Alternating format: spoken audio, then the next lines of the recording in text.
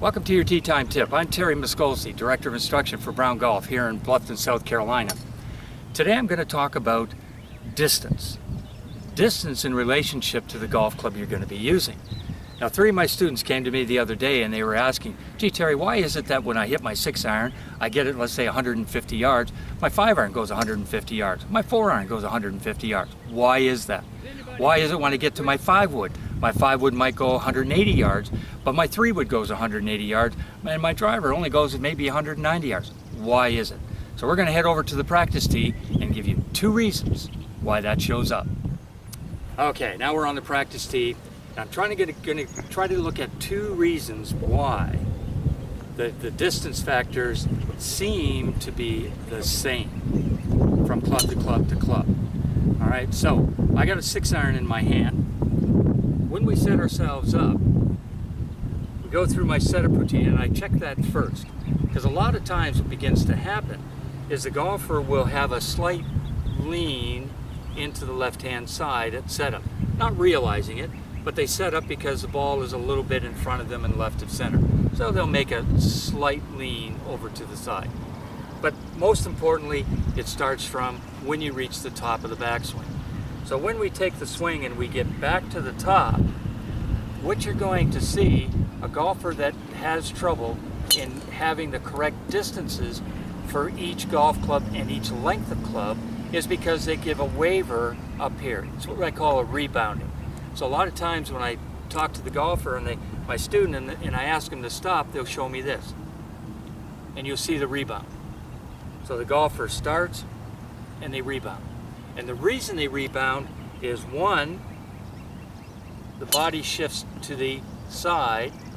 So when that happens, the body has to shift backwards. So we try and keep the posture in its original position. The other is what we call when a golfer is told to set the club at the top of the swing. So what I begin to see is we get into a good position and then I see the golfer setting the club at the top. Once that sets, your rebound is going to come from here. It's the rebounding that takes the energy, and of course the longer the golf club, the energy is taken and wasted back behind you, so I do not have the energy going forward. That is the main culprit for a golfer who struggles with having the distance the same. So if you and I were having a lesson and I asked you to take it to the top, I would expect you to stop. I would not expect you to rebound. I would expect you to stop, because now from there I can take all of that energy and I can start to drive it forward so the ball heads out towards my intended area, so all the energy is going one direction. The other reason may be the shaft of the golf club. You may find that all the distances you get, your 9-iron, your 8-iron, the distances are correct, the 7-iron, the 6-iron, the 5-iron, for some reason you have a 4-iron or a 3-iron, and all of a sudden you don't get it. You get the same distances that you're expecting to see. I would take it to a reputable club fitter and have the shafts checked. Because a lot of times, if the shafts are relatively old, they themselves start to wear. So you may not get the correct distance that you should have.